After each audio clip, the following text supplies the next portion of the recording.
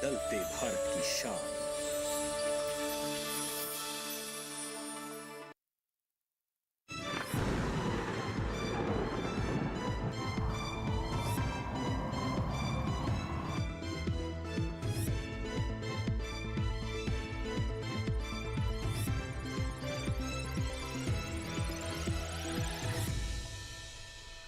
नमस्कार, स्वागत है आपका हमारे खास कार्यक्रम मौसम खबर में।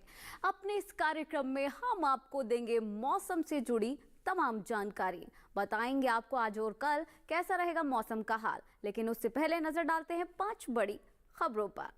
तो सबसे पहली खबर की बात कर लेते हैं और पहली खबर है नागालैंड से। नागालैंड में इक्का दुक्का इलाकों में बरसात का अनुमान मौसम विभाग की तरफ से जताया गया है। वहीं मणिपुर में छिटपुट हिस्सों में बारिश हो सकती है। इसके अलावा अगर बात की जाए मिजोरम की, तो यहाँ पर गिनी चुनी जगह पर बरसात की संभावना मौसम विभाग की तरफ से जताई गई है। साथ ही केरल में बिजली की चमक के साथ तेज हवाओं के आसार व्यक्त किए गए हैं। इसके अलावा बात अगर अंडमान निकोबार की जाए, तो यहाँ पर बिजली की चमक के साथ तेज हवाएं चलेंगी।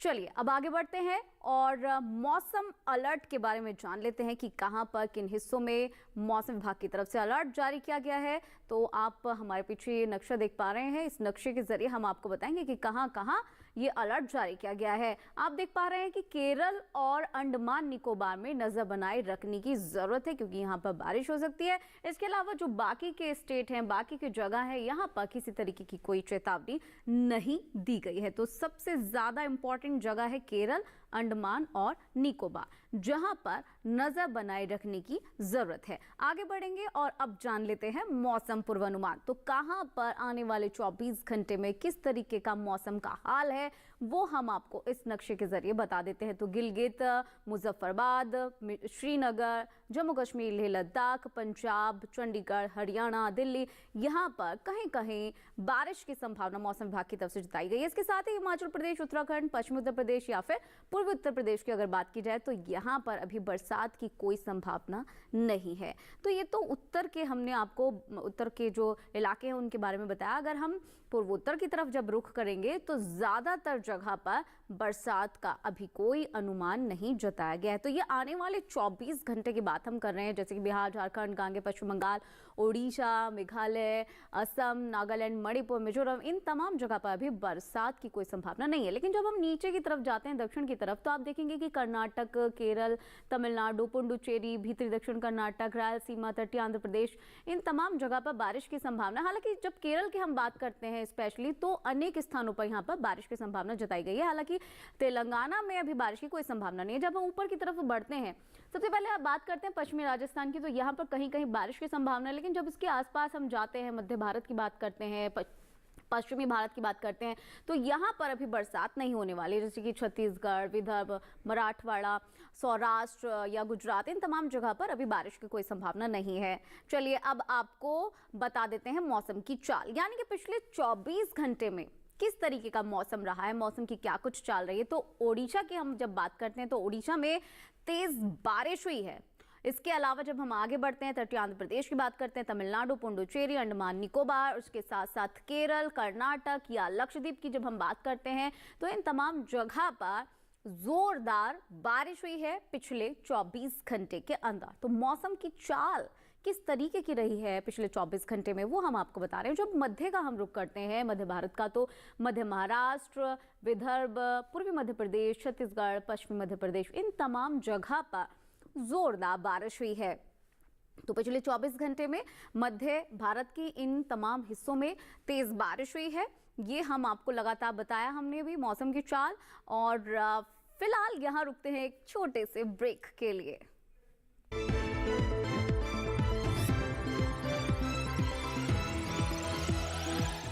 रोज सब्जी का स्वाद बढ़ाए और घर वालों का प्यार पाए। गोल्डी सब्जी मसाले, जहाँ जाए रिश्ते बनाए, गोल्डी मसाले।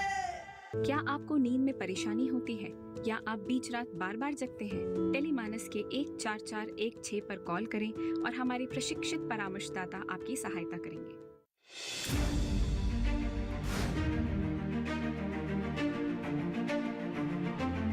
फसलों के भाव से लेकर उनकी आवक तक, पैदावार से लेकर बुआई के क्षेत्रफल तक, आयात से लेकर निर्यात तक,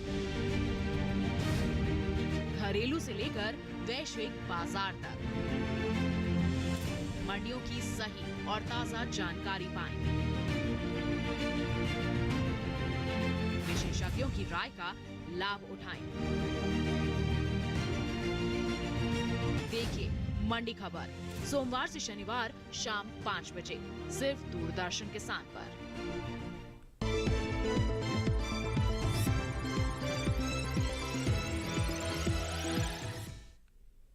ब्रेक के बाद स्वागत है आपका मौसम खबर में। अपने इस कार्यक्रम को आगे बढ़ाते हैं, अगले सेगमेंट का रुख करते हैं। इस सेगमेंट में हम आपको बताएंगे तापमान की स्थिति कहां पर किस तरीके की दर्ज की गई है, कितना मिनिमम टेम्परेचर दर्ज किया गया है, कितना अधिकतम तापमान रहा है, यानी कि तापमान का हाल अपने इस सेगमेंट में हम जानने की कोशिश करेंगे। सबसे पहले उत्तर भारत का हम रुख करते हैं तो मुजफ्फरबाद, गिलगित, लेह लद्दाख, श्रीनगर और इसके साथ जम्मू कश्मीर, हिमाचल प्रदेश, पंजाब, चंडीगढ़, हरियाणा, दिल्ली, पश्चिमी उत्तर प्रदेश, उत्तराखंड, इन तमाम जगह पर अधिकतम तापमान की स्थिति अगर हम बताएं तो वो 1 से 3 कम रही है।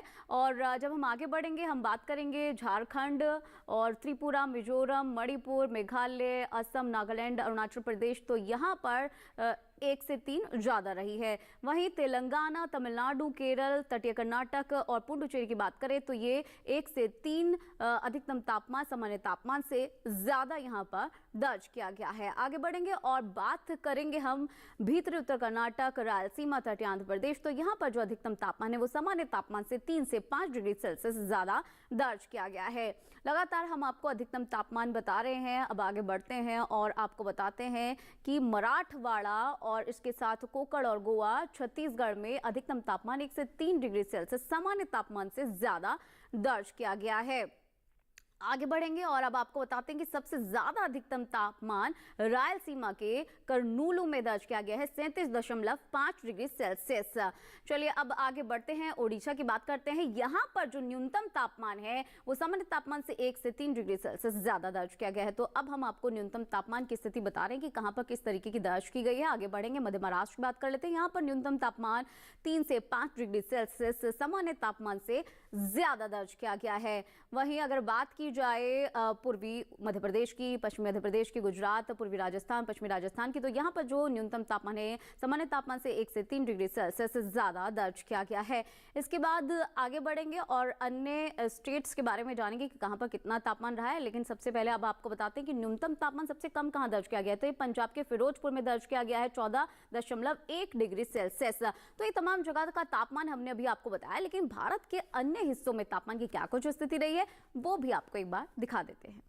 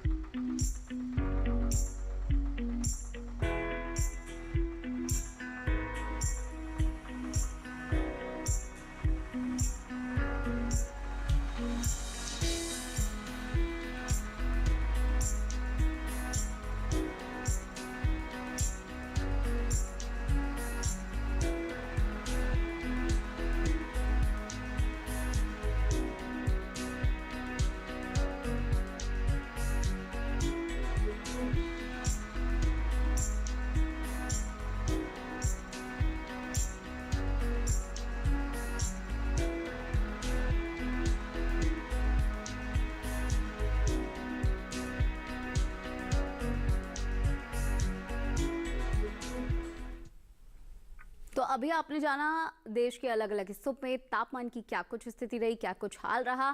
आगे और भी जानकारी आपके साथ साझा करेंगे, लेकिन उससे पहले लेंगे एक छोटा सा ब्रेक।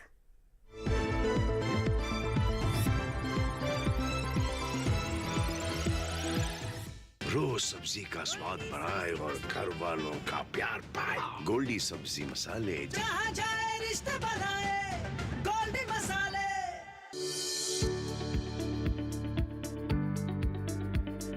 कृषि और पशुपालन है एक दूसरे के पूरक।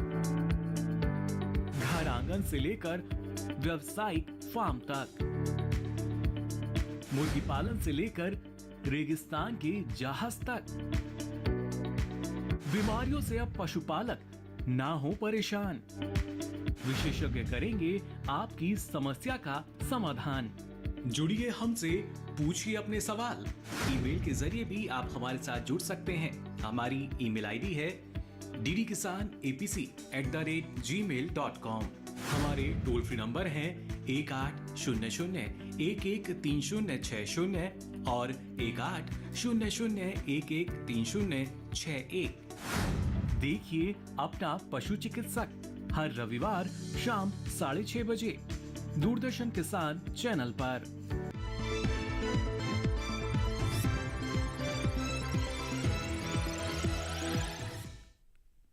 ब्रेक के बाद स्वागत है आपका हमारे खास कार्यक्रम मौसम खबर में। चलिए अपने इस कार्यक्रम को आगे बढ़ाते हैं और अगले सेगमेंट का रुख करते हैं। इस सेगमेंट में हम आपको बताएंगे कि एयर क्वालिटी इंडेक्स कहां पर कितना दर्ज किया गया, यानी कि वायु गुणवत्ता कहां पर कितनी दर्ज की गई। तो सबसे पहले राजधानी दिल्ली की बात कर लेते हैं। यहाँ पर 132 दर्ज किया गया है और ये संतोषजनक स्थिति में माना जाता है। तो वायु गुणवत्ता हम आपको लगातार बता रहे हैं। लखनऊ की अगर हम बात करें तो यहाँ पर 157 दर्ज किया गया है और ये भी संतोषजनक स्थिति में माना जाता है। इसके साथ ही अगर बात की जाए पटना की तो यहाँ पर 203 गुणवत्ता सूचकांक दर्ज किया गया है और ये थोड़ी खराब श्रेणी में माना जाता है। इसके बाद अगर बात बेंगलुरु की करें तो ये 138 दर्ज किया गया है।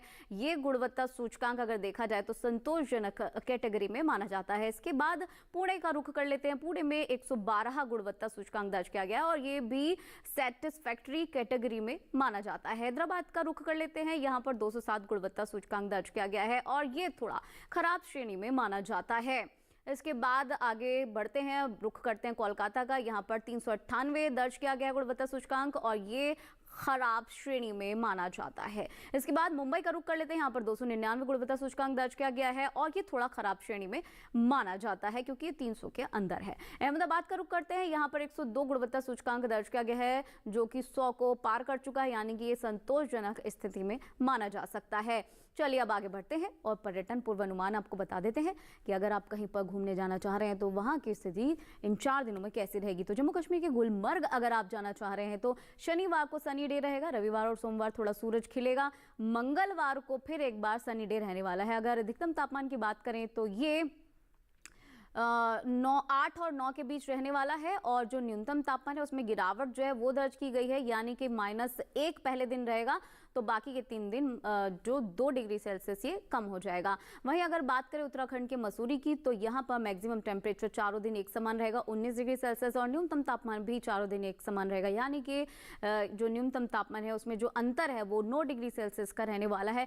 शनिवार से लेकर मंगलवार तक जो है सनी डे रहेगा, यानी कि सूरज खिलेगा, अच्छी खासी धूप जो है वो मसूरी में रहेगी, यानी कि आप आसानी से यहाँ पर जा सकते हैं। आगे बढ़ेंगे और अब अलग जगह का रुख कर लेते हैं। अगर आप उत्तर प्रदेश के वाराणसी घूमने जा रहे हैं तो यहाँ पर आपको बता दें चारों दिन सनी डे रहेगा और जो अधिकतम तापमान है वो 32 से 33 के बीच रहेगा और जो न्यूनतम तापमान है वो 17 से 18 के बीच रहेगा, यानी कि जो अधिकतम तापमान है पहले दिन 33 डिग्री सेल्सियस रहेगा, बाकी के 3 दिन 32 डिग्री सेल्सियस रहेगा और शनिवार से मंगलवार तक चारों दिन अच्छी खासी तेज धूप खिली रहेगी। तो वाराणसी का हाल हमने अभी आपको बताया।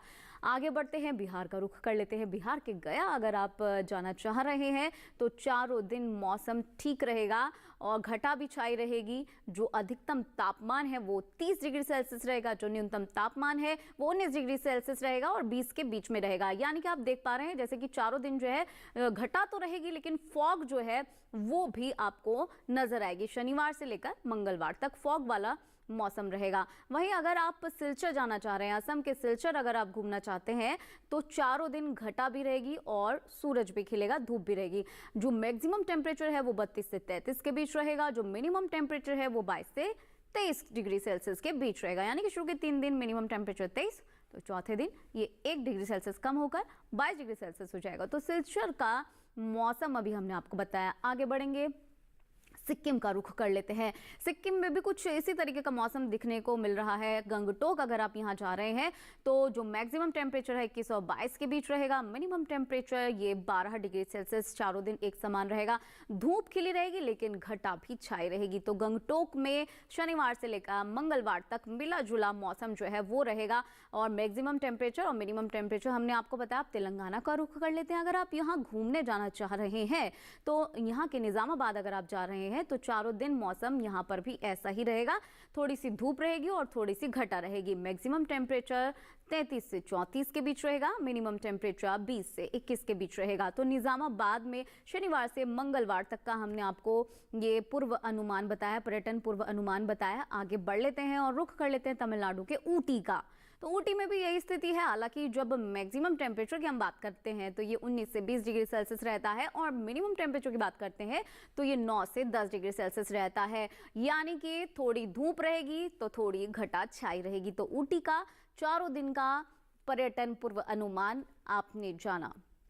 ऊटी के बाद अब हम आपको अगली जगह की जो मौसम है उसका पूर्वानुमान बता देते हैं। महाराष्ट्र के औरंगाबाद अगर आप जा रहे हैं तो पहले दिन यानी कि शनिवार वाले दिन जो है धूप अच्छी खासी खिली रहेगी। हालांकि रविवार और सोमवार को थोड़ी घटा भी रहेगी लेकिन मंगलवार को एक बार फिर से तेज धूप रहेगी। और जो मैक्सिमम टेम्परेचर है 33 से 35 के बीच रहेगा। मिनिमम टेम्परेचर 18 से 19 के बीच रहेगा। तो औरंगाबाद में चारों दिन कैसा रहेगा पर्यटन पूर्वानुमान वो आपने अभी जाना। आगे बढ़ते हैं, रुक करते हैं गुजरात के अहमदाबाद का। अगर आप यहाँ जाना चाह रहे हैं तो तीनों दिन सनी डे रहने वाले हैं शुरू के। और जो चौथा दिन है यानी कि मंगलवार का थोड़ी सी घटा भी यहाँ पर छाएगी। मिला जुला मौसम रहेगा। और आपको ये बता दें कि जो अधिकतम तापमान है यहाँ पर वो चारों ही दिन 36 डिग्री सेल्सियस रहेगा। और इसके साथ ही जो मिनिमम टेम्परेचर यानी कि न्यूनतम तापमान है वो 24 से 25 डिग्री सेल्सियस रहने वाला है। तो पर्यटन पूर्व अनुमान हमने अभी आपको बताया। अब अपने अगले सेगमेंट का रुख कर लेते हैं जो कि है खेती किसानी। क्योंकि ये जो मौसम चल रहा है वो बुवाई और रोपाई के अगर नज़रिए से देखा जाए तो काफ़ी अच्छा है। ऐसे में जब हम फसलों के लिए रुपाई और बुवाई करते हैं तो जो मौसम वैज्ञानिक हैं उनकी सलाह बहुत ही ज़्यादा महत्वपूर्ण रखती है। तो वहीं छत्तीसगढ़ और मध्य प्रदेश के किसानों के लिए क्या है मौसम वैज्ञानिकों की सलाह, एक रिपोर्ट के जरिए आपको बताते हैं।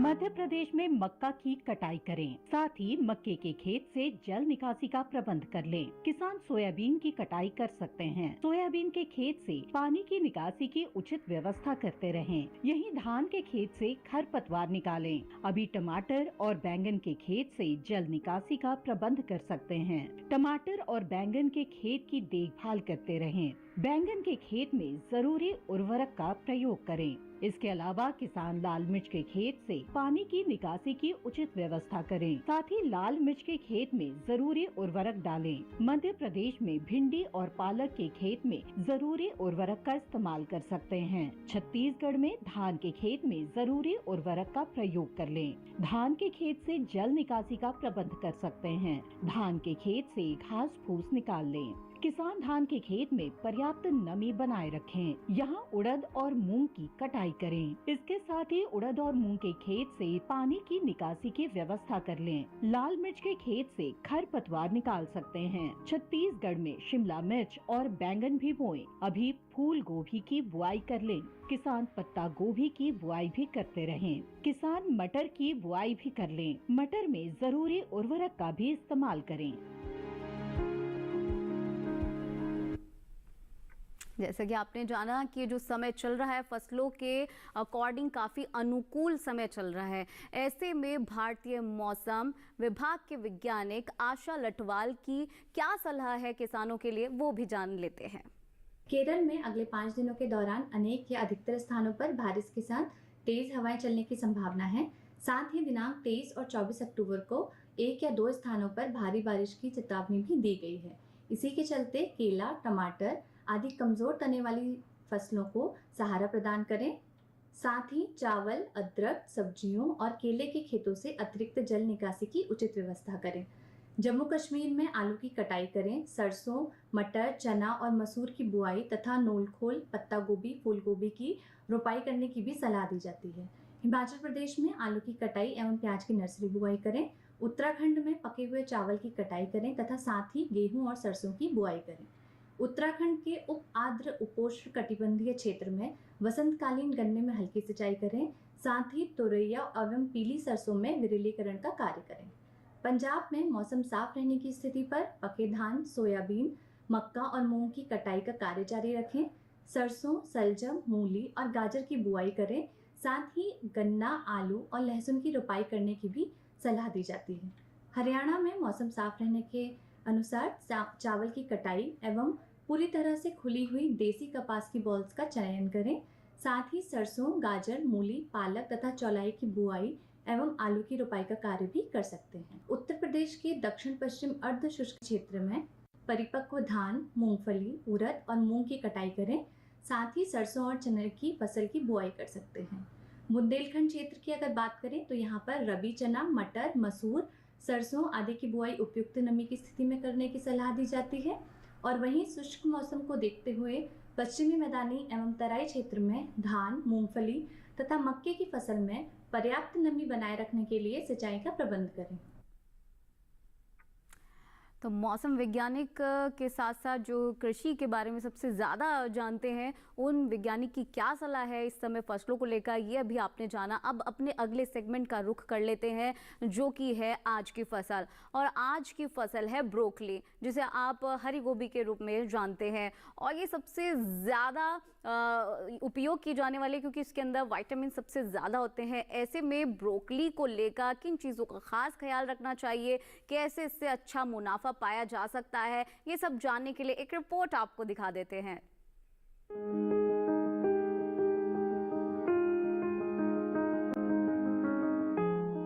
ब्रोकली फूल गोभी की ही एक किस्म है। आम गोभी का फूल जहाँ सफेद होता है, वहीं इसके फूल का रंग हरा होता है। इस कारण इसे हरी गोभी भी कहते हैं। ब्रोकली की खेती फूल गोभी की तरह ही की जाती है। इसकी पौध भी फूल गोभी की तरह दिखती है, लेकिन फूल गोभी के एक पौधे से एक ही फूल मिलता है, जबकि ब्रोकली के पौधे से मुख्य गुच्छा काटने के बाद भी अलग शाखाएं निकलती हैं और बाद में इनसे भी छोटे छोटे फूल मिलते हैं। इस समय कुछ जगह किसान खेतों में ब्रोकली की रोपाई कर सकते हैं। बुआई के लिए सबसे पहले अपने खेतों को जोतकर तैयार कर लें। खरपतवार को पूरी तरह से निकालकर साफ कर लें। 1 हेक्टेयर में बुआई के लिए ब्रोकली के 400 से 500 ग्राम बीज काफी रहते हैं। उर्वरक की बात करें तो 1 हेक्टेयर रकबे के लिए 120 किलो नाइट्रोजन, 60 किलो फास्फोरस और 60 किलो पोटेशियम युक्त उर्वरक इस्तेमाल करें। रोपाई करते समय कतार से कतार की दूरी 60 सेंटीमीटर रखें। अच्छी फसल के लिए बुआई के तुरंत बाद सिंचाई करें। उसके बाद हर 7 से 10 दिन के अंतराल पर सिंचाई जरूर करनी चाहिए। खरपतवार नियंत्रण के लिए 2 बार निराई करनी चाहिए। सुंडी और हीरक पृष्ठ पतंगों की रोकथाम के लिए 2 मिलीलीटर स्पाइनोसैड दवा को 10 लीटर पानी में मिलाकर छिड़काव करें। दवा का छिड़काव सिर्फ उसी जगह पर करें जहां फसल में बीमारी लगी हो या जहां कीटों का प्रकोप हो। रस चूसने वाले कीटों की रोकथाम के लिए थायमेथिक्सोम दवा की 2 ग्राम मात्रा को 10 लीटर पानी में मिलाकर छिड़काव करें।